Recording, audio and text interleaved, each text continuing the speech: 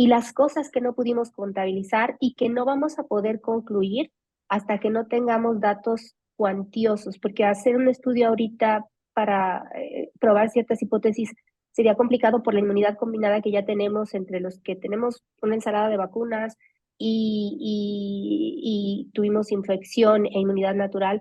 Sería difícil probar diferentes cosas, pero los datos de enfermedades o de secuelas de la COVID-19 pues van a ser mucho más informativos en unos 2 o 3 años. Ahora ya nos puedes encontrar en Telegram. Solo tienes que descargar la aplicación de mensajería Telegram en la tienda digital de tu dispositivo móvil. Busca la Jornada de Oriente y selecciona Unirse al canal. O también puedes escanear con la cámara de tu celular el siguiente código QR, que te llevará directamente a nuestro canal para suscribirte. Mantente informado a lo largo del día con las noticias más relevantes de Puebla y no olvides también seguirnos en todas nuestras redes para más contenido.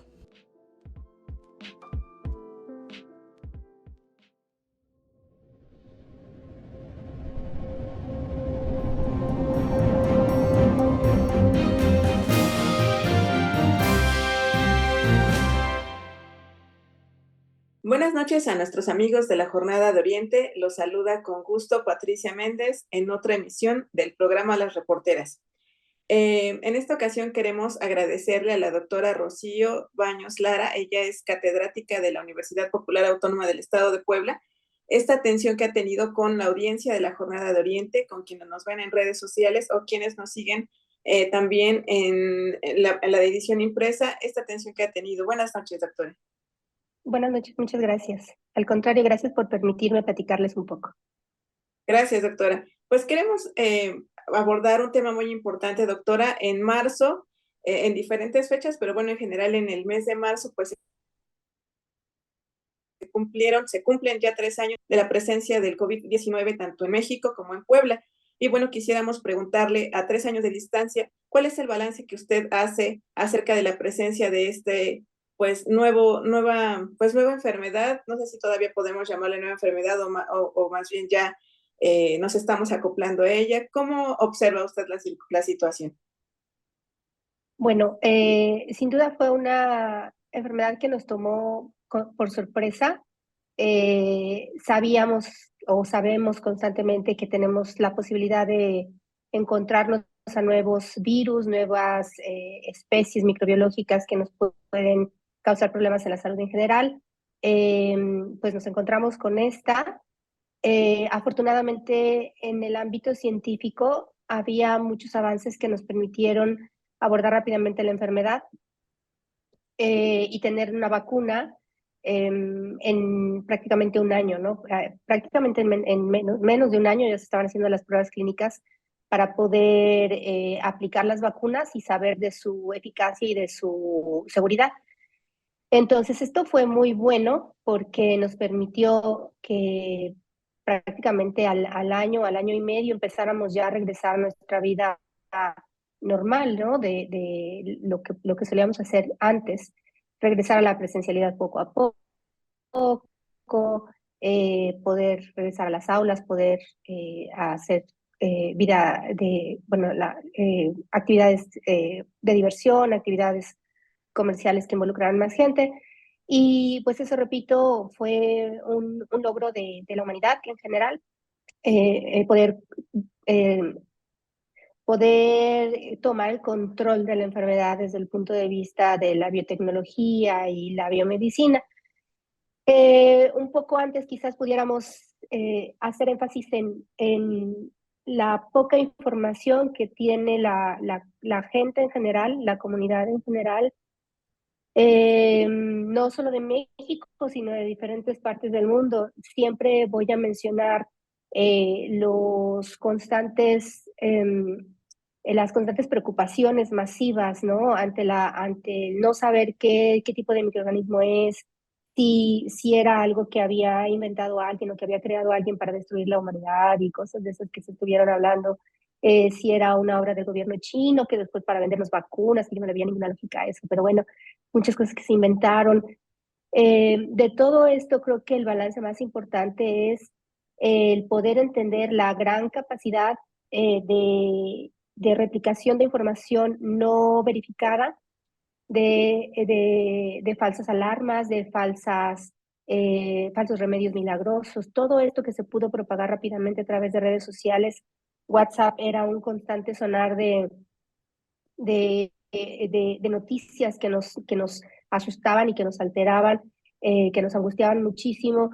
Todo eso creo que tenemos que aprender, más bien tenemos que aprender de todo eso, cómo saber distinguir la información que es confiable y la información que no es confiable.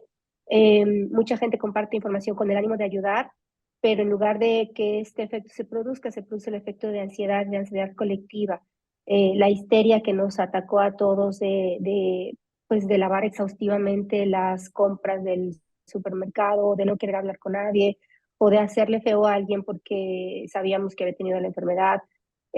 Todas esas cosas creo que fueron al principio el terror del no saber, después empezar a recuperar la confianza pues en nuestras autoridades de salud, en los científicos en general, la confianza en volver a estar en espacios compartidos. Todo eso fue un proceso natural y es un proceso del que no hemos terminado de aprender, porque si bien es cierto que hoy en día podemos convivir en espacios cerrados, con cercanía, que ya se eliminaron algunas restricciones como el uso de cubrebocas, eso es muy cierto, pero todavía es una película que estamos viviendo, todavía no sabemos cuál es el impacto real de la enfermedad. Siempre hubo su registro, lo sigue habiendo ahora, porque hoy en día la gente ya enferma de síntomas respiratorios y como puede ser influenza, como puede ser sincicial respiratorio, como puede ser COVID, simplemente la gente se guarda en la mayoría de los casos, no va ni siquiera a diagnóstico y entonces el diagnóstico no se reporta. Entonces, si antes había su registro, pues ahora lo sigue habiendo porque ya los síntomas pasan como si fueran de cualquier otra enfermedad y ya no tenemos esa urgencia o esa angustia de que nos dé COVID y por eso quizás ya no nos cuidamos tanto, ¿no? Entonces eso es lo que podría yo de mencionarles. No sé si dejé alguna pieza de información suelta, la podemos redondear. Gracias, doctora. Pues quisiera preguntarle, muchas personas, yo creo que de las principales preguntas que tienen es si en el futuro podemos encontrarnos con nuevas variantes del virus. Ahora pues vemos que hay, bueno, pues no muchas, sino varias opciones de vacunas, otras que están en proceso, unas que ya se han probado en general. Vimos que efectivamente funcionan, pero ¿a qué nos podríamos enfrentar? ¿Esto es suficiente o hay la posibilidad de que haya nuevas mutaciones y en el futuro pues tengamos que prepararnos para nuevos retos? Sí, bueno, variantes del virus siempre va a haber. Siempre va a haber porque el virus no es una entidad, es una entidad viva, digamos, desde el punto de vista de la replicación del virus y una vez dentro del organismo, pues es una entidad viva. Y mientras haya replicación, hay la posibilidad de encontrarse con nuevas variantes.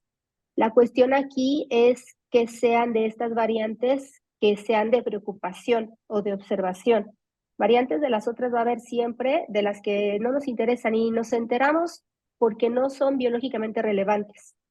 Entonces, ahí están, ni sabemos, nunca supimos su existencia porque no hicieron ningún daño. De las otras variantes, sí nos vamos a seguir encontrando, sobre todo en los ambientes donde no hay vacunas, ¿no? Donde no hay personas, donde no hay gente vacunada, hay más la posibilidad de que el virus esté en replicación más constantemente y pues obviamente hay más replicación, hay más posibilidad de tener nuevas combinaciones o nuevos eventos para crear diferencias entre las poblaciones que vienen, eh, eh, las poblaciones futuras del virus, que es como la progenie del virus, pues obviamente hay más posibilidades de cambio y sí nos vamos a encontrar seguramente variantes, ojalá que ya no sean tantas de preocupación. Y también existe siempre la posibilidad de nuevos virus, ¿no? No solamente el SARS-CoV-2, Recordemos que el SARS-CoV-2 era pariente del SARS-CoV-1, bueno, que ahora le podríamos decir uno, del SARS-CoV y de otros coronavirus. Nosotros convivimos en época de frío con un montón de otros coronavirus que nos causan enfermedades respiratorias y otros virus, rinovirus, otros virus de influenza, que está como más constante y más presente entre nosotros, o sabemos un poquito más de ellos, pero existe siempre la posibilidad de un surgimiento de un virus que resulte de una especie, de una especie y de otra especie, como lo hemos visto con el virus de influenza, que hay combinación de especies de virus de cerdo o de pollo, de ave, quiero decir, que se combinan con los humanos. Siempre va a haber esa posibilidad. Y aquí quizás el punto importante es tratar de aprender de lo que pasamos con el SARS-CoV-2, que no sé qué tanto aprendimos, porque cuando la viruela del mono, otra vez la angustia y otra vez la replicación de la información no confiable y todo eso, ¿no? Pues creo que esas son las lecciones que tenemos que aprender. Nuevamente, estar pendientes de que enfermedades microbiológicas, virales, bacterias, otras cosas que pueden, que no conocemos tanto, que no se conoce tanto, quiero decir, a nivel de la población, pero esas cosas siempre va a haber la posibilidad de que surjan. Hay que estar preparados para ello hay que recordar las experiencias pasadas. Nuestros gobiernos tienen también sus lecciones bien aprendidas, los gobiernos de todo el país, de todos los países, quiero decir. Eh, y bueno, pues hay que estar muy pendientes de reaccionar para poder manejar la enfermedad con inteligencia y que la deuda no sea tan cara, ¿no? Ahora, respecto a las vacunas, sí hay muchas candidatas vacunales todavía que se siguen probando, muchas de ellas ya se han retirado del mercado porque se detectó alguna condición en particular pues difícil o rara o de alarma, mejor dicho, para suficiente como para quitarlas del mercado. Entonces, afortunadamente, conforme la naturaleza avanza y pueden surgir nuevos patógenos o variantes de los patógenos ya existentes, también la ciencia avanza importantemente y nos favorece con la inmediatez del conocimiento y la posibilidad de crear vacunas o medicamentos adecuados para combatir las enfermedades.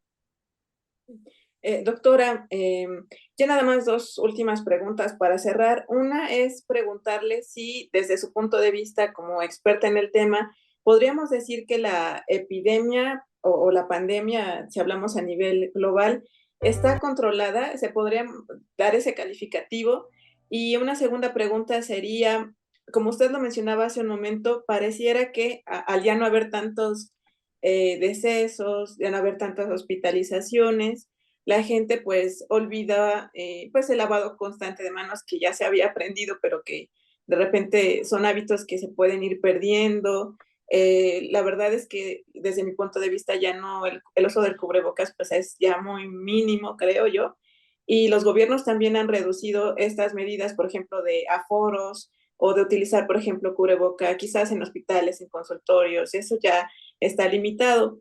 ¿Cuál sería el mensaje para la población respecto a esta circunstancia en donde a lo mejor nos podemos ya 3 años haber confiado ante esta pues supuesto control, no sé si se pueda llamar así, de la epidemia? Por favor.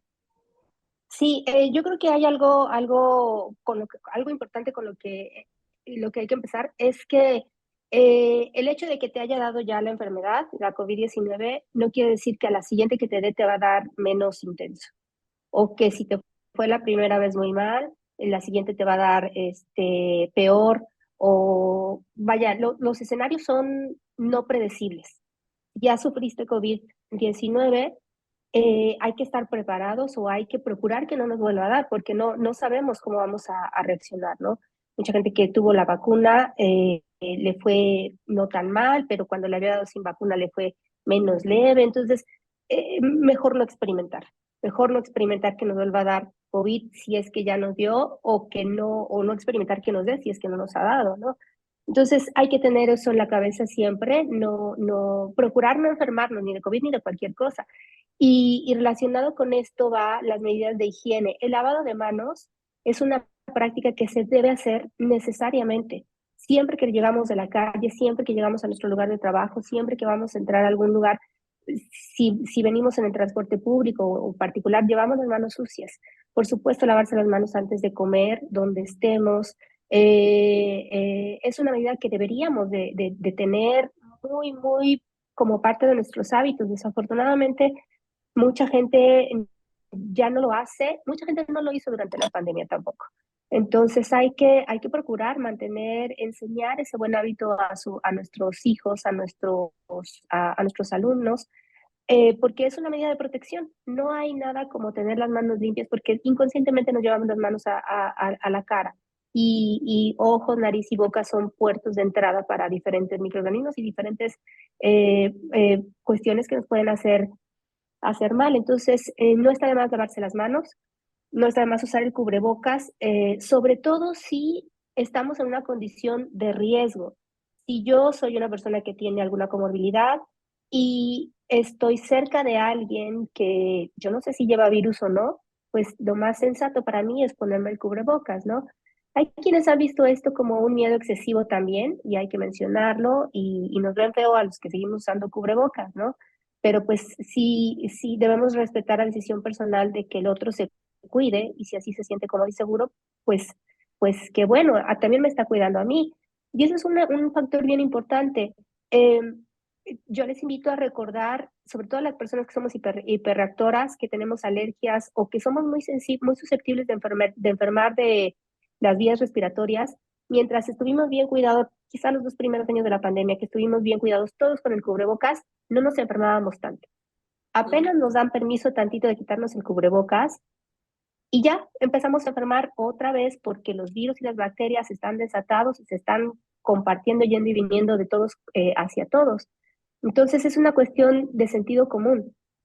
Si yo sé que soy una persona que tiene ciertas características físicas no muy saludables, pues me conviene cuidarme, ¿no? Si yo sé que voy a estar en un lugar abierto donde la gente está conversando, a lo mejor se reduce el riesgo y no me pongo el cubrebocas, pero en un lugar cerrado, donde voy a estar hablando de cerquita con alguien, si yo tengo comorbilidades, si yo sé que soy sensible a enfermarme, pues el consejo o el sentido común diría, ponte el cubrebocas, ¿no?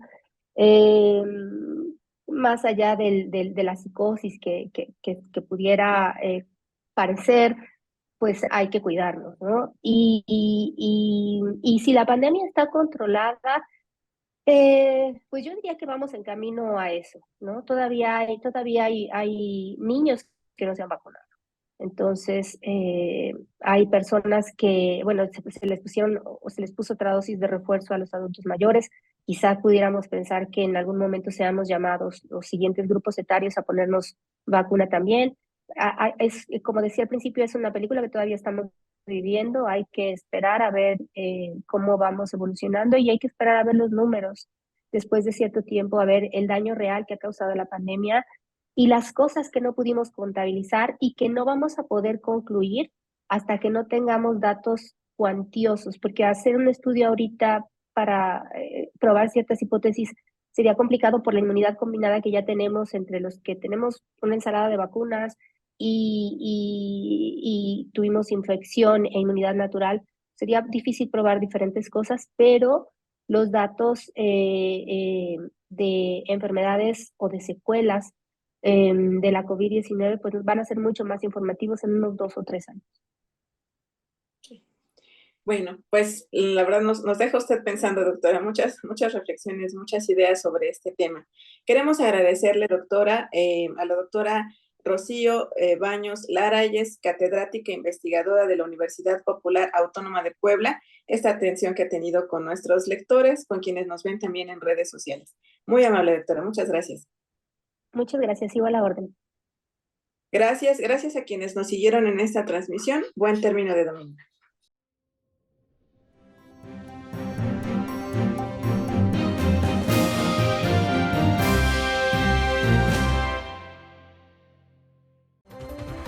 Síguenos en nuestro canal de YouTube y activa las notificaciones. Puedes hacerlo desde la aplicación o escaneando el siguiente código QR que te llevará directamente a nuestro canal para suscribirte. Mantente informado sobre los acontecimientos más importantes a nivel local, nacional e internacional. Y accede a nuestras secciones de análisis y opinión, con periodismo de calidad del día a día. Recuerda darle me gusta y compartir a nuestros contenidos. Y no olvides seguirnos en todas nuestras redes sociales.